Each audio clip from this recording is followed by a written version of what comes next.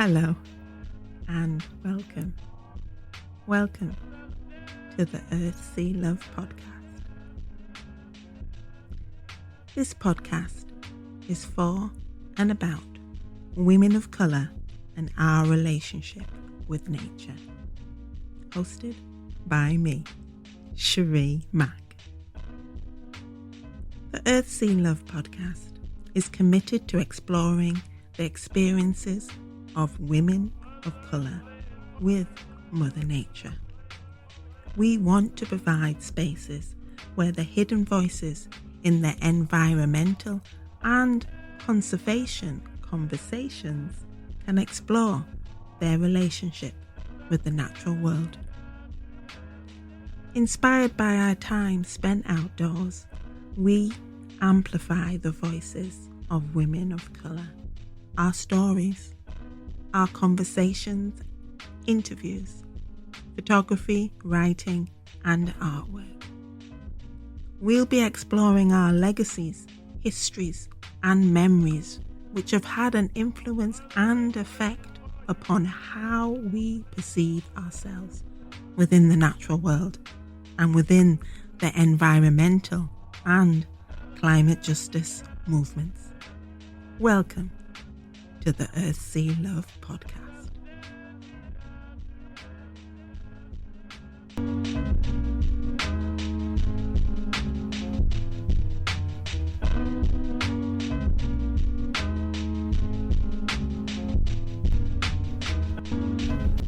The Earth, Sea, Love podcast has been made possible by the funding from National Lottery Heritage Fund.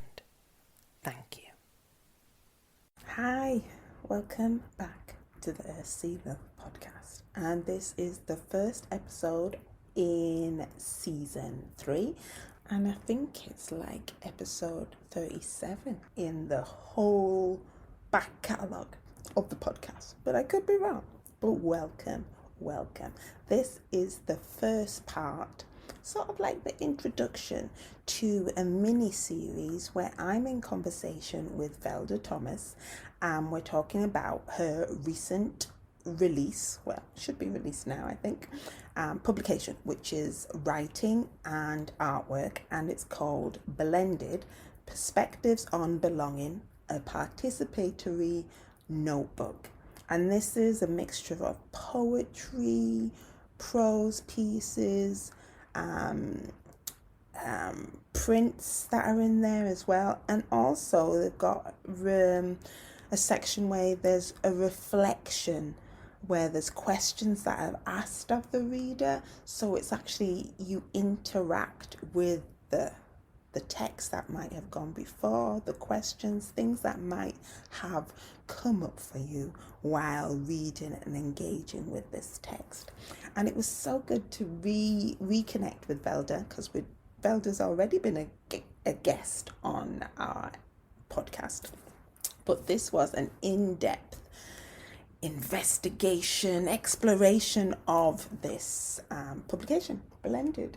And it was so good to talk around the creative process, the subject, the content matter, because Blended is all about, what would you say, Black women, race, identity, trauma, generational healing. And it was just a really good conversation.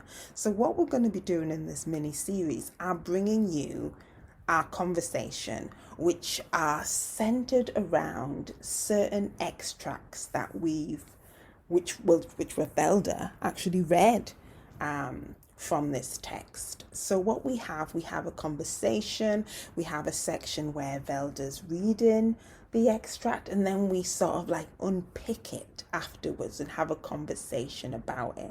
And what comes up in this section, which is focusing on the piece which is called In Service, is actually how, when you're a Black woman and you write, you are writing and you share that to a readership, to the public. You make yourself visible. You are so visible, open, and vulnerable. And what this does for the readers is actually give them some kind of insight. They get to be in a privileged position of getting to see and understand and hopefully appreciate the inner workings of a Black woman's mind, body, and spirit. So it was such a good healing process for me to read Velda's work and have this conversation with her around this work. And it was inspiring. It did help me fall back in love with my own writing and what I've been struggling with recently. So I so appreciate this conversation with Velda, and I'm so pleased that we're sharing it with you.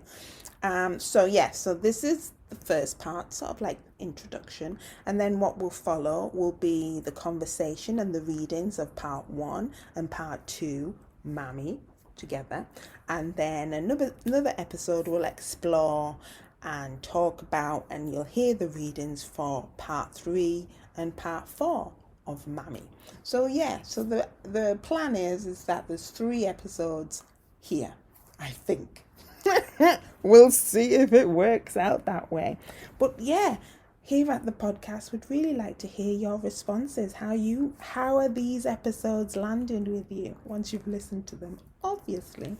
But yeah, feedback, comments, star reviews are always welcome. But yeah, so this is the introduction in service with Velda Thomas. Enjoy. Thanks for listening. Bye for now.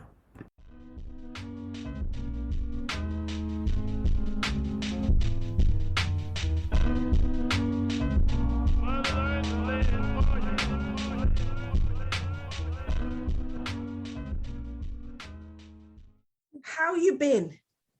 I tell you, I have been so busy. Summer is like around here, it's a flurry of activity. So yeah, I've been busy working, getting this book release kind of ready to go. Actually, today is the official launch of the book. Well, not the official launch. It's the launch of the pre-order today. It's all going to pop up on Instagram.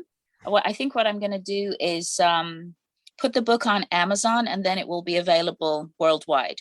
That definitely. Yeah. And then I don't have to deal with all that shipping and handling and packaging. Well, congratulations on that launch, that pre-sales advancement. That's an achievement. How do you feel?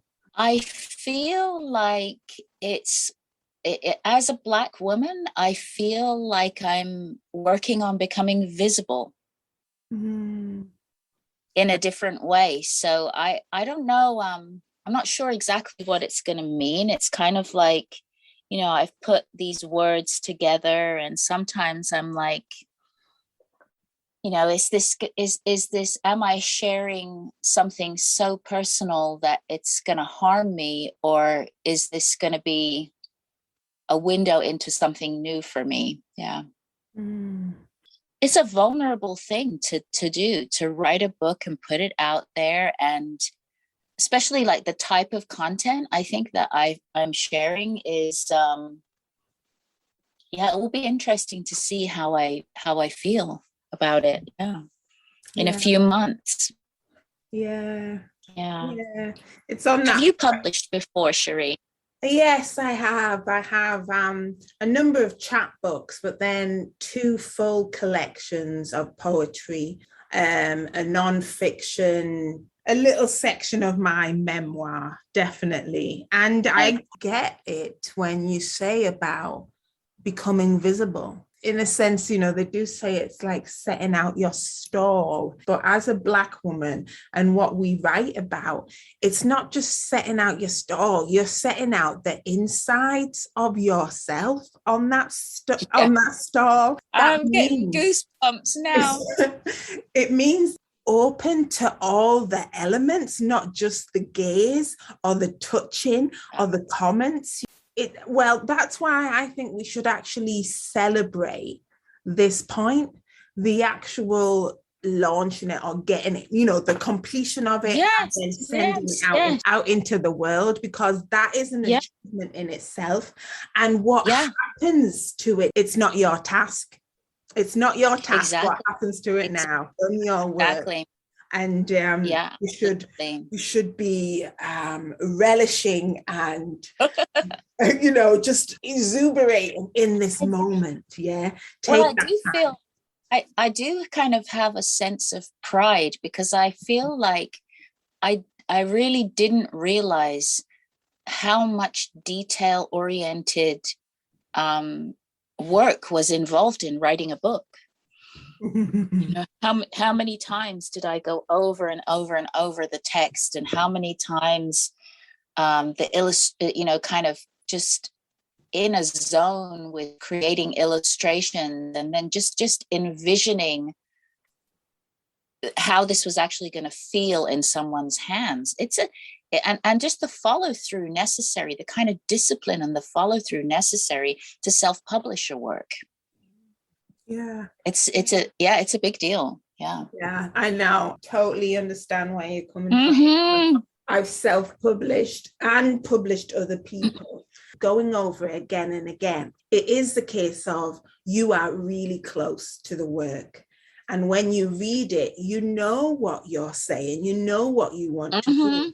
But then taking it from you and putting it out to other people's eyes and into the public realm, you have to be focusing on clarity. Is what I'm trying to say coming across, and is it coming across in the best possible way?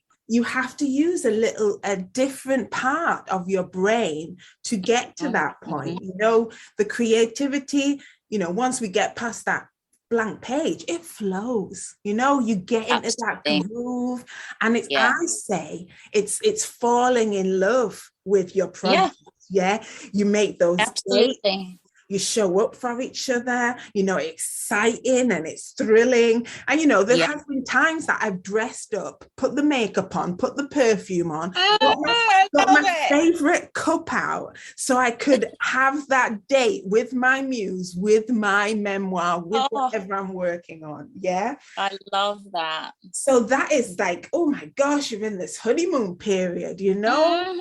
And then to switch that out into the editing mode, into that nitpicking, you know, is this really saying what I want it to say? That's a different energy, and that's a different, not just, it's that attention to detail that you know, a different attention to detail that you must bring to the piece. Absolutely. And we know we're operating in a judgmental, harsh world where people they're quick to criticize in you know what we put out there. That's part of the fear of the creative process. But the thing that gets me is a lot of these people who do criticize haven't actually put pen to paper themselves, haven't actually tried to be writers themselves, sitting on their backsides passing out these judgments like, you know, greeting cards. So I think it's a birthing process for sure. Birthing project. And what you called it, it's blended perspectives on belonging. Is that correct? Yeah, that's the title. And thank you for sending through the beautiful images, you know, the cover, and then the images that are inside this. It's a book of, like, I would say poetry and personal narrative is kind of the content of the writing. And then I decided I was going to hire an illustrator, and I was like, you know, I used to have dreams of like being a fine artist before I got sidetracked, you know. So I was like, let me just go back to those roots and see what could emerge, you know. And I started cutting lino cuts. And I got so into it, Sheree, that before I knew it, I had like 30 different designs. Wow. And it started off that I had a bunch of photographs of my hands. And I was like thinking, you know, like for me, hands are kind of like an expressive extension of the heart and soul, how people gesture and how they use their hands, what they hold in their hands. So I had all these photographs that then I made drawings, and then I made lino cuts of the hands. And then from there, I went into kind of like, well, who are the characters in this text? Who is the mammy? Who is the champion, the man that I'm talking about? Who is my beloved Black man, you know? So I started kind of making a series of cameos. I call them cameos, but they're all black and white. The prints are all black and white in the book. And I think it really kind of, I don't know, it's like, so it really, it's a multidisciplinary piece of work.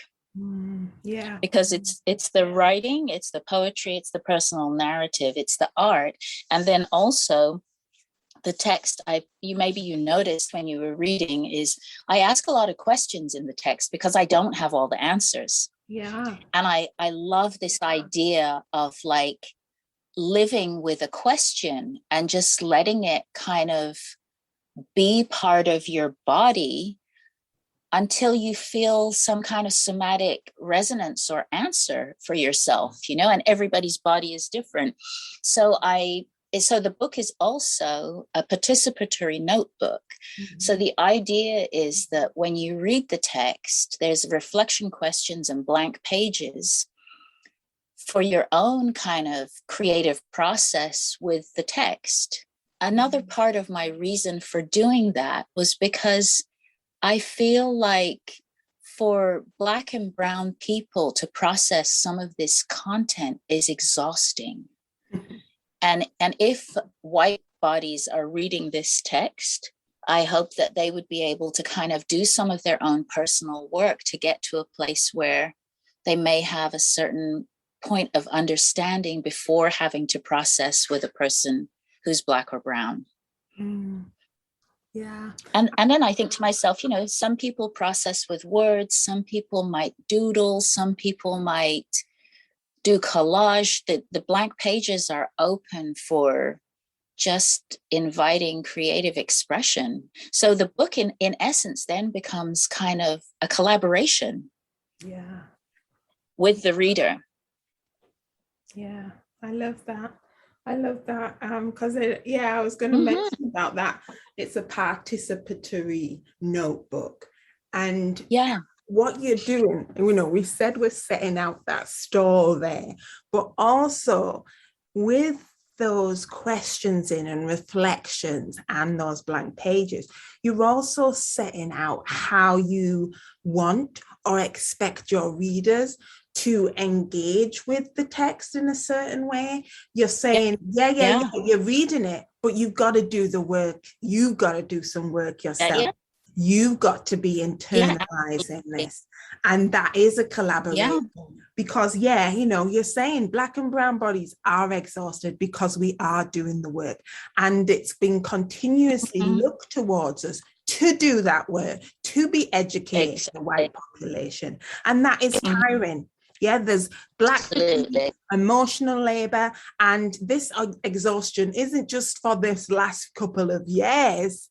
It is generational exhaustion. Exactly. So take this book into your white hands, read it at your leisure, but then also you need to do some work on yourself with this new information that has come to light. That is what you have to do if you want to be becoming more, and you know, I don't use this a lot, more woke or more anti-racist, basically. Exactly. And I have to say that I feel like it's also a book that Black and Brown bodies can also use to, you know, maybe I've articulated things that were felt but not able to be articulated before. So my husband was looking through a proof of the book the other day, and it was really his first time looking at the text. And he said, I kind of feel like I'm a fly on the wall to somebody's personal process. And I thought that was really interesting because I I didn't really view it like that, but I think it is that. It's kind of like a window into information that maybe you wouldn't have access to otherwise. You're inviting them into a privileged position. It is a privilege to come onto the inside because of what we've just been saying, that idea of you are making yourself vulnerable. And yes, you needed to do this. You needed to have this process, as you're saying, because this is you working through issues and stuff and trauma for yourself. But in a very open way and generous way. And people have asked me, like, so, you know, who book for? Well, I wrote it for myself because I needed it. Yes. I didn't write it for anybody else. I needed to do this work for me. And I feel like, you know, I'm sure we'll talk about it more in our conversation. I feel like it has been a very healing but challenging process. Yeah. And that's, I mean, that is the gift. You needed to do this work for yourself, but what you're doing is actually you're sharing this so people can maybe see themselves in there. They can resonate with it. They can feel less alone, and they gain strength and inspiration from this to think like, yes, you know, I can move through whatever these issues or problems that are facing me. You know, it gives people hope. It gives them that maybe an example of healing. Cool. Okay, so I'm going to start with In Service. It's written by Velda Thomas and it is read by Velda Thomas. In Service. A sunny day, I was walking my dog. My own thoughts frightened me. It went like this. If I'm not giving to others, who am I and what is my purpose? My heart sank into the pit of my belly. I felt utterly lost for a few minutes. I answered myself with, well, you'd be dead. Panicked, I fled, stuffing emotions into my body, stored for another time that would take me closer to the truth buried within this thought. Knowing that I am a good survivor of the past's wounds. On my grandfather's birth certificate, it states that his father was a laborer and his mother a domestic. My ancestors were slaves. In servitude to others. They were caregivers, sailors, cooks, musicians, teachers, and healers. They were born into a life of service that was expected and necessary. Serve and survive or die. They called my grandmother Mammy. She cared for, and as she put it, white people's children. Spoken more as fact, but with a tinge of bitterness that she did not spend her days loving on her own 6 beautiful brown children. So what might be the upturning remnants of slavery that play out in a lifetime when you are the descendant of slaves? Due to my mother's illness when I was 8 years old, I became her child caregiver, in service to my mother because she needed me until I eagerly left her house at 17 years of age. Hurting, angry, and with something important to prove. Therapy would mean I was broken, crazy, and in desperate need of the help of others. That I was not. Beautiful and young, I prided myself with being independent, self-reliant, and capable. I continued living my life to find I landed in varieties of service. Did I uncover my true vocation? Did I find what I'm gifted at? Or did my ancestors groom me for a life of servitude? Joining society's views and values that fit what a Black woman can become. Overlooking or unable to see beyond the stereotypes of cleaner, nanny, cook, caregiver, birth worker. Basically fitting any construct that includes giving of oneself to meet others' needs is an acceptable role to fill in the eyes of dominant culture for a Black woman, and ensures safety and survival. I sank into a comfortable life based on the concept that giving was a way of surviving.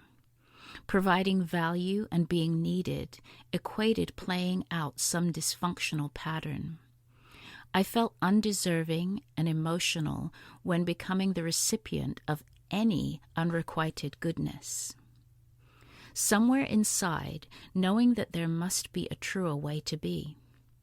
I now acknowledge that emptying all the reserves is not a long-term sustainable way to habituate and thrive without encountering stress, burnout, and illness. In honor of my ancestors' hard work towards freedom, I must continue to move in the progressive direction of getting free. Free of the remnants of slavery created by a system of white supremacy fed by greed, still running its agenda through me, which means I'm examining standards I've accepted for myself within all my current relationships, asking difficult questions like, how am I received when I'm meeting my needs? Am I welcome when I'm not giving? Am I invited because my presence soothes? Am I supported with no expectation? Recently, I saw an illuminated sign on the front of a city bus. Out of service. Not that the bus had no purpose, it was simply taking no passengers at this time, giving clear information that being of service is a choice. I ask myself, what if I am out of service to others and being supported in service to myself? Or at least able to find a balance where one consciously feeds the other. The gift of choosing to be in service to myself requires a precise set of circumstances: safety, trust, time, connection, a willingness to ask and receive. The possibilities then cascade into expression and right action, beginning with myself, rippling out to others as a template for a new way of living. An action of support may release my ancestors from their shackles. An action of support may bring abundance and freedom to future generations of my lineage.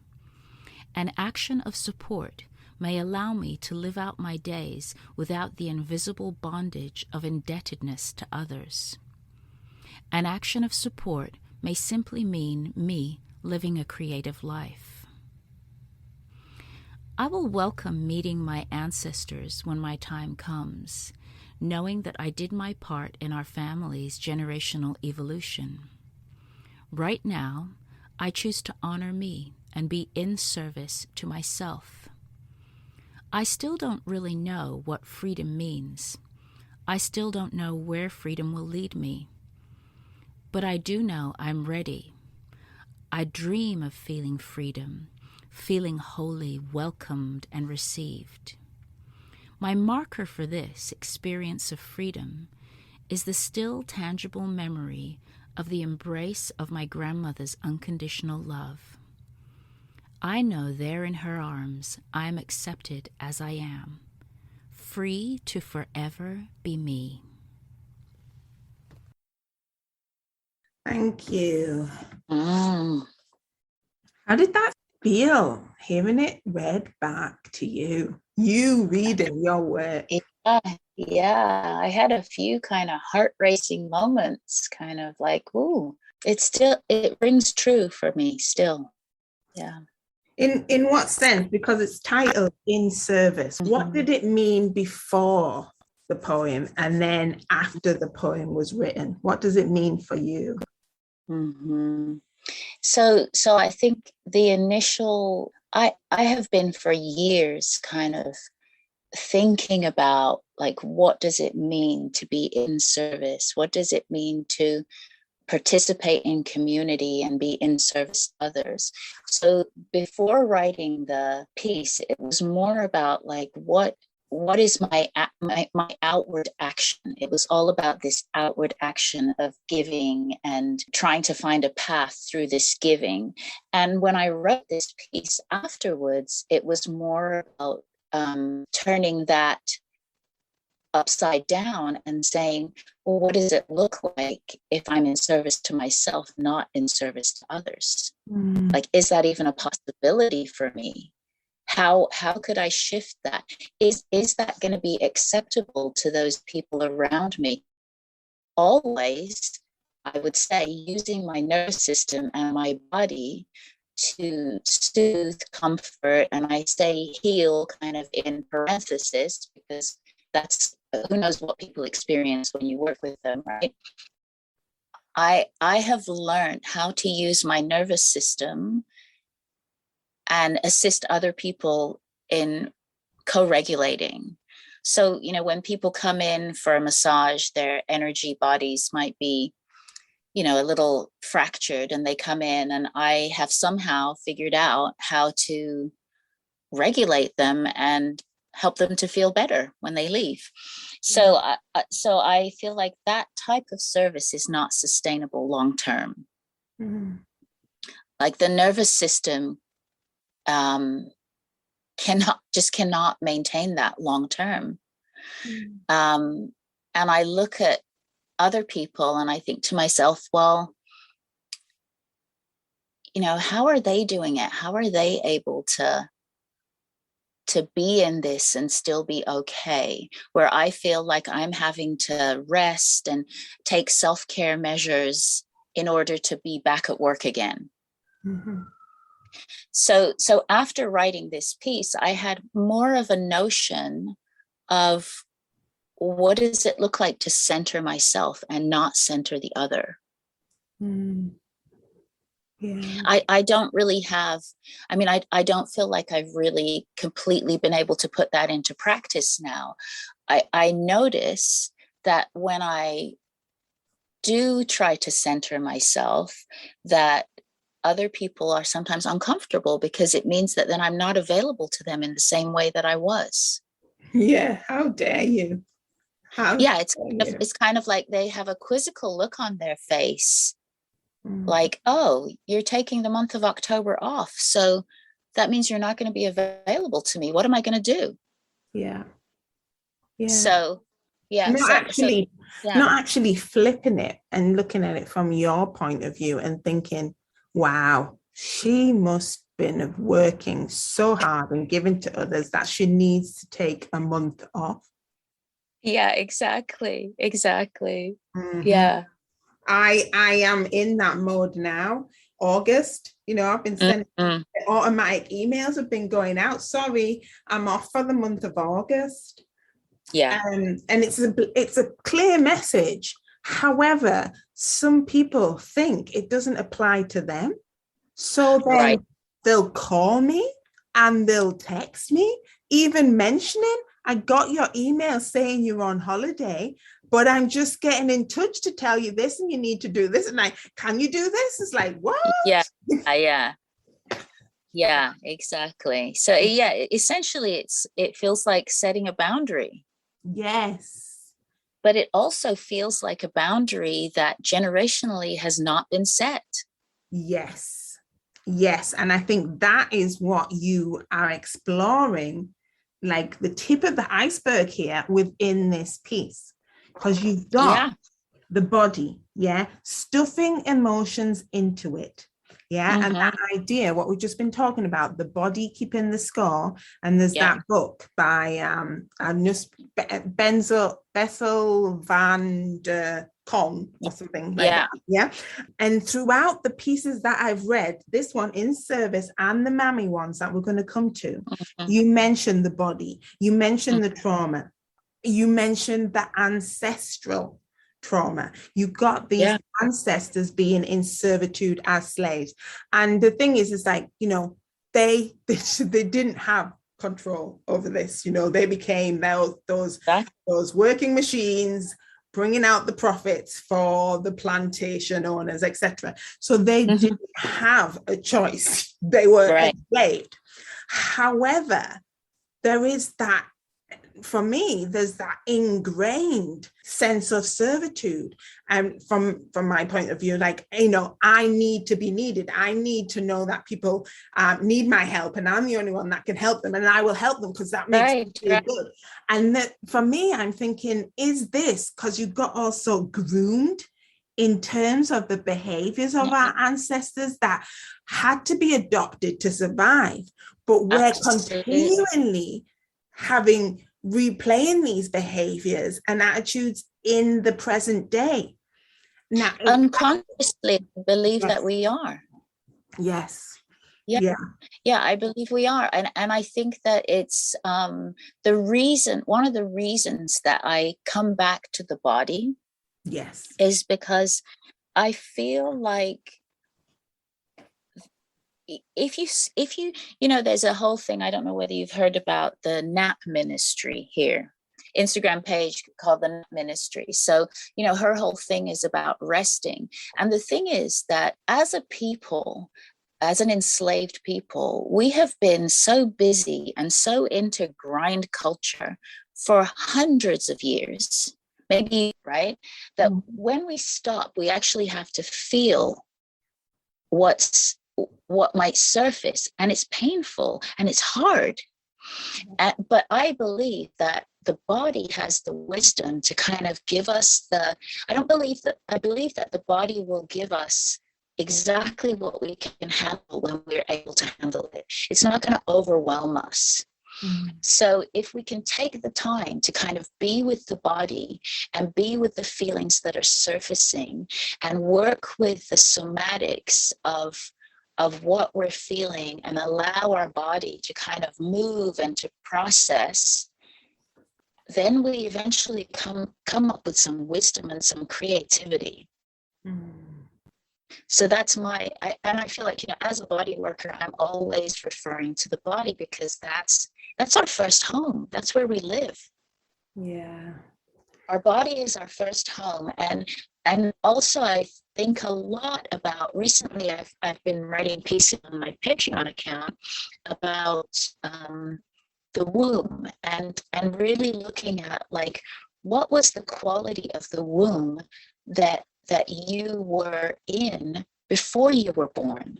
Like, what was, you know, there's been studies about hormones kind of transferring through into the you know, the brain blood barrier, that then the fetus then experiences these hormones such as cortisol, which is a fight-flight hormone, which is a survival instinct hormone, right? And if you're always in that survival instinct and you're not in the opposite, which is the rest and digest, the kind of stimulated by the vagus nerve, we can't unwind.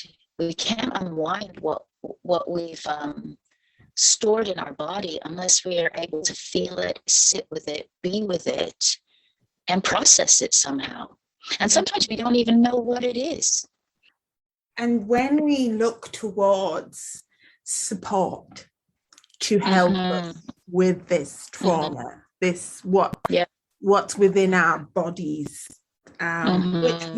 which we are, if we think about it, because of the history and the society that we're constantly fleeing from our bodies. We don't want to be in our bodies. We don't want to feel, as you're saying. So we have all these distraction mechanisms. But when we make that decision, hey, I think I need some help, I think I need some support, and reach out, because you've mentioned in this piece about therapy. I said to my son recently, I said to him, you know, one of the most courageous things that you can do is ask for help. Because I think that we are conditioned to feel like we're superhuman. And some of us are superhuman, but we're also vulnerable and we're also fragile. So I think that, first of all, recognizing, for me, I'm kind of like, do I feel like I'm actually thriving? And if the answer is maybe or no, then I probably need some kind of help. Do I feel like do I feel numb or disconnected from my body? Am I triggered when somebody starts talking about money or wealth or food, or I could be anything. Am I feeling triggered? Do I have an unreasonable reaction to that? Denial. Am I not willing to look at things that are causing me pain? Have I built up some habits in my life? These are all, I'm just kind of giving like possible scenarios that you might say, I might need some help from somebody somehow. And I think that help can look different for a lot of different people. I mean, I believe that nature is a beautiful healer, but sometimes we need a little more support. So for myself, I have chosen to do EMDR therapy, which is kind of a trauma release through rapid eye movement. And it's not a talk therapy, which I love. It's a somatic therapy. So you might start talking about something and then you realize that your throat is constricting, and your therapist will be like, oh, okay, so let's just kind of sit with that. Stay with that feeling for a minute. And you'll do these kind of rapid eye movements, like following a pointer or something like that. And then what's amazing is the brain's capacity to process something that's traumatic and put it in a different part of your brain so you don't react to it. And it's amazing to me that your body can figure that out without you having to actually go back in and re-traumatize yourself with the content. Yeah. And that's just another example, as you're saying, of the body having the answer, having wisdom,